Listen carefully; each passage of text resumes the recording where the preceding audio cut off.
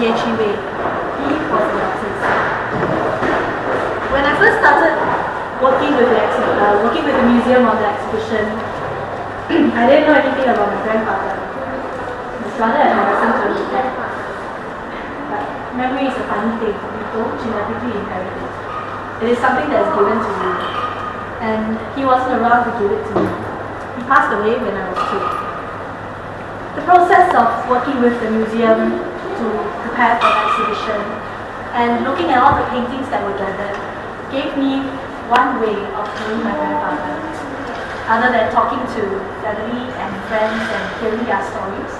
There were also photo albums that we would flip through, learning about history, his history, my family history, the good, the bad, and the ugly. Please follow me.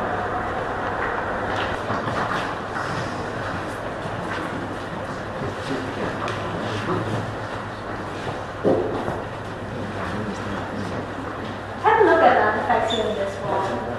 These were all things that my grandfather collected on his travels around Asia. He led a 10-man art group. As you can see, there were more than 10, and not all of them were men. The group went to 9 countries, including Thailand, Indonesia, Vietnam, and Cambodia. They would go and interact with the locals, stay at homestays, visit sites like Angkor Wat and Cape Fair. Upon returning, they would hold exhibitions at the Victoria Memorial Hall, now known as Victoria Theatre. Those events were the highlights of the local art scene. I always knew that my grandfather led the 10-man art group, but the significance of that did not sink in till recently. During the 1960s and 70s, air travel was uncommon. And the opportunities created by the 10-man art group gave local artists a chance to work collectively and push themselves to greater heights. My grandfather would buy these artifacts and bring them home. I grew up with them in my house. My brother and I would play with them. They were our childhood playmates. We would give them names and make up stories for them. For example, this one here was Kishushka. And that one at the bottom had a really long story. It was cursed and had long ears because of it. Now, my favorite thing in this whole wall, my grandfather's personal camera. It was his very first camera, and he brought it on all the 10-man art group trips. And he would also take photos of his family with him. He loved photography a lot, and he also loved his family. So every year during Chinese New Year, or on his birthday, he would take pictures of the entire family.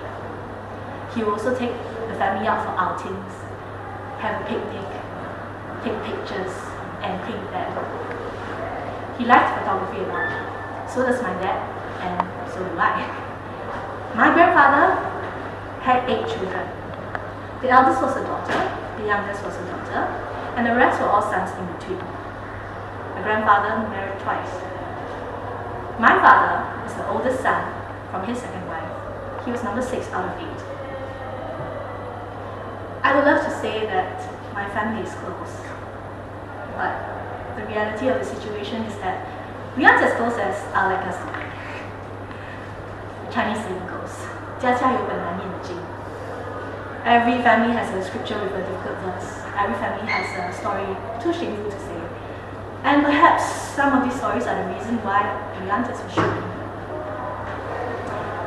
You can see some of the sculptures here have exaggerated features like big heads, long ears, long necks. You can see in my grandfather's paintings that some of the subjects depicted have similarly exaggerated features. Sometimes he likes to draw really big hands that don't look quite right, or really big bodies. I think it was linked to his love of photography and the slow shutter effect. When you use a slow shutter, motion appears as a blur. And that was how he captured and depicted action. You can also see some of the artifacts in his artworks. Let me show you an example. Take a close look at the knife right at the top left, top shelf on the left. And once you're done, please follow me.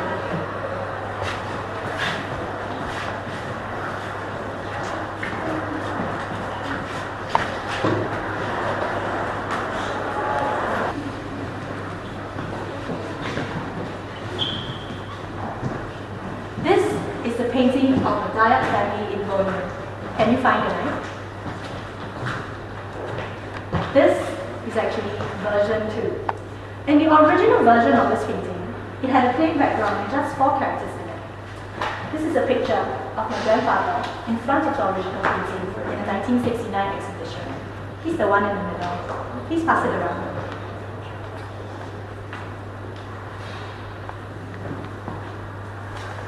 Now, the reason why there are 6 characters in this painting was because he painted this version on top for a family friend as a housewarming gift. And that family friend had 6 members in her family. Now she's the one, the second one over there. These artifacts were not in the original version as well. They were added when he painted the second version on top. Sometimes, being in the same place as the artifact and the painting feels like I'm playing hide and seek. I see the artifact, I see the painting, and I'm like, hey, isn't that the same thing? And coming into the exhibition as it is right now, the sense of satisfaction that it gives me is quite something. It feels as if I'm connecting with my grandfather. I'm playing hide and seek with him. He put it there. It's different from, say, seeing a family photo like that one over there of my grandfather, as compared to seeing a painting where he has deliberately put in something that I still see in my house. All these paintings are trying to tell me a story. Not just a story about the subject matter itself, but a story of where they came from and how they came to be, or what my grandfather was thinking at that point in time. And those stories, they are the closest that I can feel to him. That knife and this painting were there when my grandfather was alive. And they will still be there even when I am no longer around.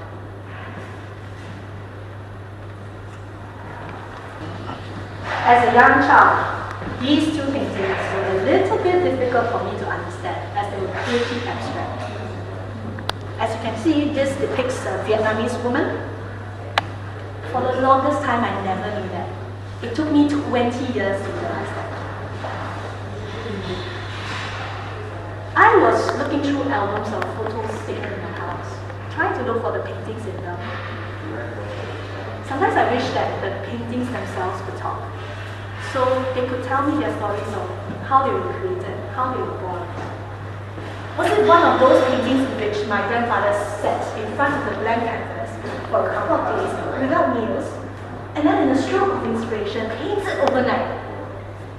He didn't use a brush, he used a palette knife. So when he painted, it was very noisy. And that was when he sounded loud. He demanded absolute silence in his studio. Once, my cousin was playing on his bike. He was probably about 5 at the time and making a lot of noise with the bell outside the studio. My grandfather was infuriated. He stormed out, picked up the bike with my cousin still on it, and threw it against the far wall. Silence was restored.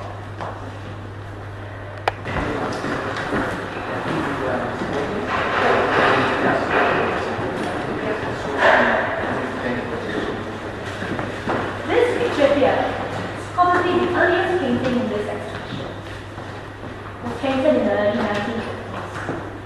The man in the picture is a gentleman in retirement with a servant, and the inscription at the top urges the younger generation not to squander the riches accumulated by the previous generation. Now, this man could be my great-grandfather. He was of the class and background.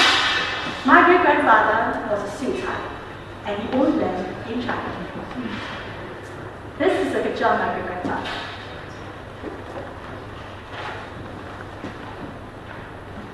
In the early 1920s, my great-grandfather went to Sarawak as a missionary.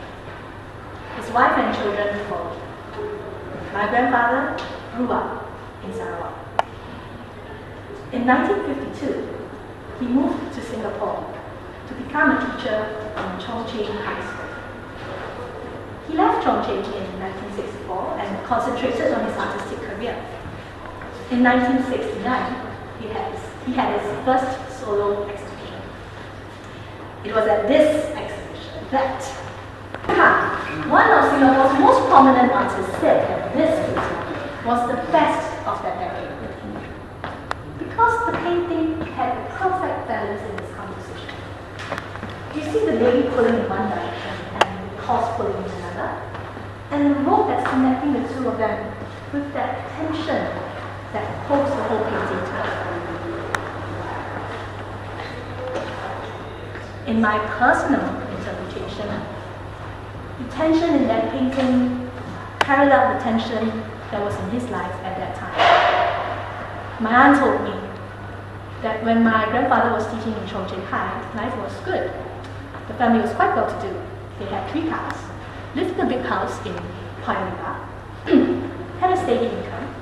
My grandfather was discipline master, head of department, head of academic affairs. But my dad tells me a slightly different story. My dad remembers life was tough growing up in Paya Lebar. My grandfather's monthly income was spread thin across payments for the house, household expenses, and feeding his large family. They had no savings. I don't know whose version is more accurate. But one thing was for sure. When my grandfather lost his job in 1964, the family struggled to find alternative sources of income. My grandfather did not leave Chongqing willingly. In the 1960s, when Singapore was shrugging off its colonial masters and moving into independence, my grandfather was unfortunately suspected of being a communist. He bought a drama ticket from a friend who was really a communist sympathizer, and that was the basis of their whole accusation. My grandmother told my grandfather, "Don't worry about finances, leave that to the kids and me. You concentrate on your painting and your art." So that was what they did. Fortunately, because of my grandfather's friendship with the school principal, they offered him the opportunity to operate the school bookstores in the various Chinese language schools in Singapore at that time. So, the family operated school bookstores, and my grandmother made some money sewing school uniforms. That was how the family got by and supported my grandfather in his pursuit of art. The stress of financial uncertainty took its toll on everyone. The older children had no choice but to finish what was left of their secondary school education and start work. They had to cut short their personal aspirations and make sacrifices for the family. My grandfather made sure that the children concentrated on getting a proper job. His son, fourth son, my uncle Toby, was a very artistic man, and he secretly went to learn how to paint from the other artists. Now that secret was out when that artist came up to my grandfather and said, "Hey, did you know that your son is really very good? He learns in 6 months what I take 2 years to teach my other students." But my grandfather was adamant that being an artist was not going to earn Uncle Toby any money. It's not a good life, not a good future. So my uncle dropped out.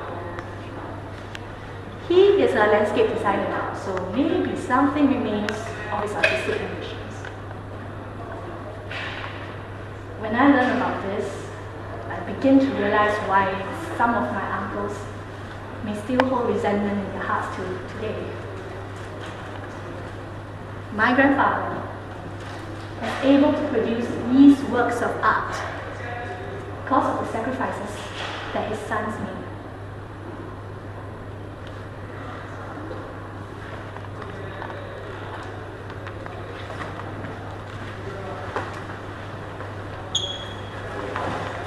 The exhibition curator asked me, why did my grandfather like to use black so much?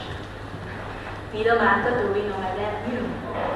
We don't know the answer, but we suspect it's because black is the primary color of Chinese ink brush paintings and ancient Chinese ink drawings that my grandfather loved so much. Is it because black is an allusion to the dark nature of the human soul? Is it because black represents strength? By the 1970s, the realism of this painting has evolved to a much more abstract style. For example, this painting here of the Philippines was painted in 1976. The Philippines was one of the last countries that my grandfather traveled together with the 10-man art group. This is not a realistic picture of the city. It takes elements of the visual landscape, like the boat, the river, the bull, the salted fish, the horse, the man with the cross, the church. Put into this composition that evokes the essence of the Philippines.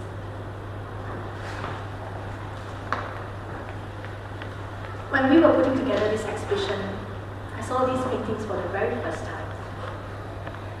We suspect that the museum acquired these paintings from my grandmother after my grandfather passed away. My grandmother sold about 20 to 30 of these paintings. When she was selling this batch of paintings, some of my grandfather's associates came up to her and said, "Hey, these paintings need to be restored. They have not been kept properly. Why don't you give it to me? I will fix it and I will return it to you."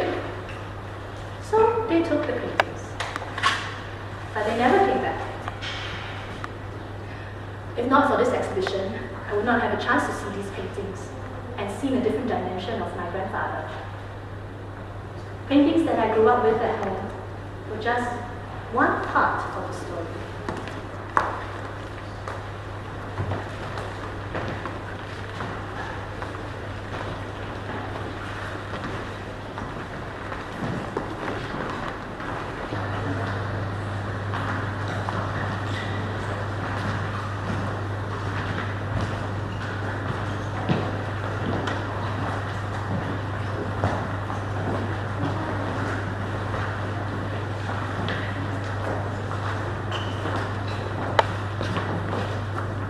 Knowing that my dad had 7 siblings. But until I was in my late 20s, I only ever met 5 of them. I asked my dad when I was young, why don't we have everybody together during Chinese New Year reunion dinners? He would sigh and say, "It's a long story." Well, I know that story now. When we were preparing for the exhibition, I asked all of my dad's siblings if they had any of my grandfather's paintings. The answers I got made me feel like I opened a closet full of skeletons. For example, this painting here belonged to my Uncle Toji, son number 3, who lives in Malaysia. I never met Uncle Toji till a few years ago. The story goes that Uncle Toji left home for almost 20 years when he was but a young man.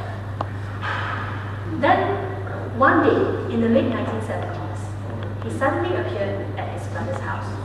Uncles 4 and 5 were staying in a rented house where several of the paintings were being kept. For some reason, Uncle Toji decided to take a painting away. This one. By chance, grandfather came by to visit and saw Uncle Toji leaving hurriedly with his painting. He called out to him. Grandfather ran up to him pleading, "Stop! Wait, don't go. It's not done yet, it needs to be fixed. I will fix it and I will give it to you." But Uncle Toji just kept running and running, and he never looked back.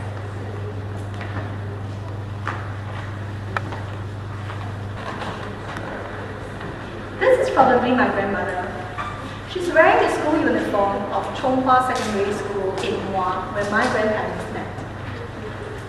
My grandmother was my grandfather's student. They had a 16-year age difference. Despite my parents' objections, they got married after she graduated.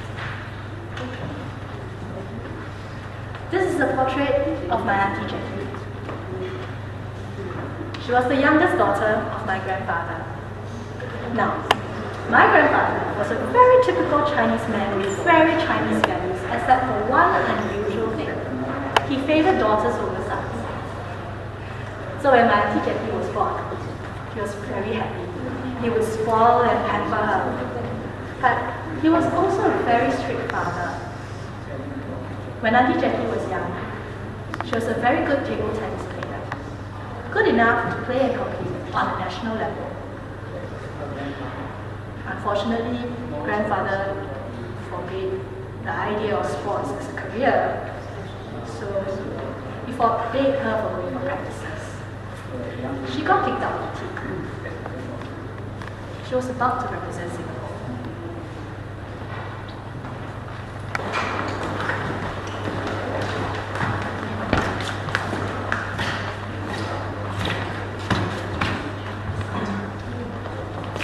Every morning, my grandfather had a habit of lighting a joss stick, and in the time that it takes for the joss stick to burn down, he would practice his calligraphy every day without fail.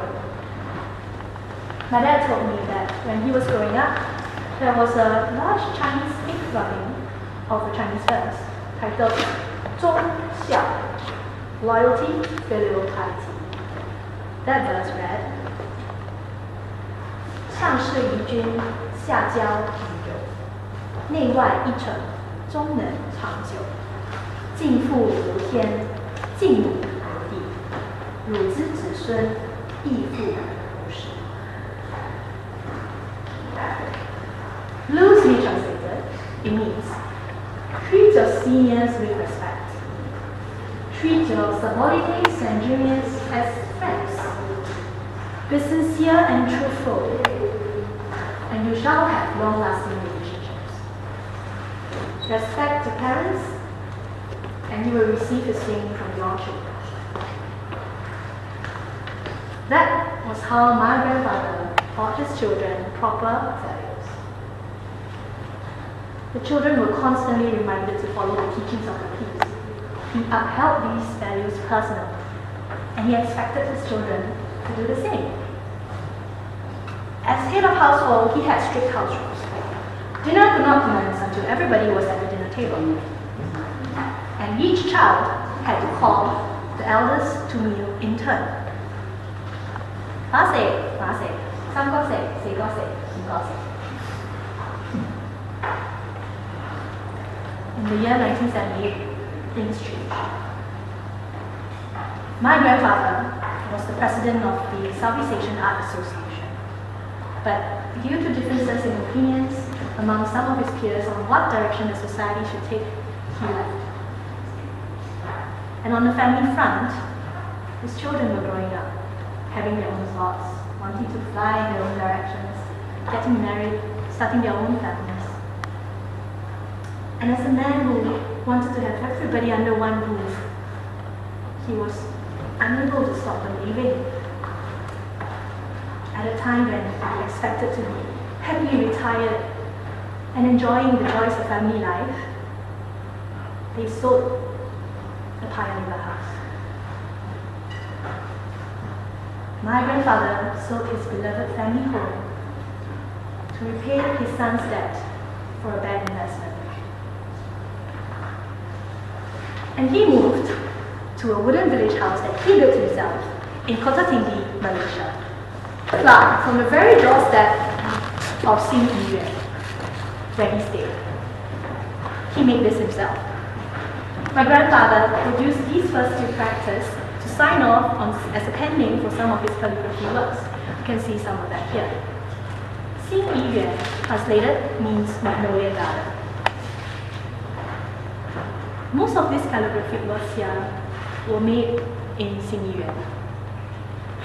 His calligraphy works seem to mirror the mood of his life, from the official and composed to the expressive and emotional man that was seeing his family bonds break. For example, that piece there.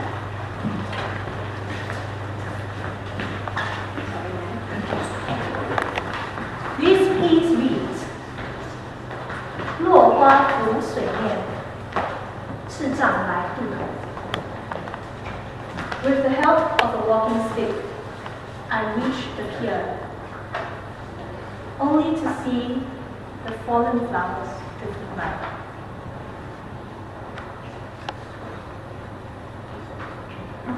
The year that he moved from Paya Lebar to Kota Tinggi was a turning point. In 1964, he lost his job, but the family managed to survive that. In 1978, he lost his house. It was a family home that had everybody in there, and the moment it was gone, everybody was living their own fragmented lives. And as a traditional Chinese patriarch, who loved to have everybody together under one roof, it broke his heart. My grandfather lived in Xingyuan with my grandmother. His children will occasionally visit, some never at all.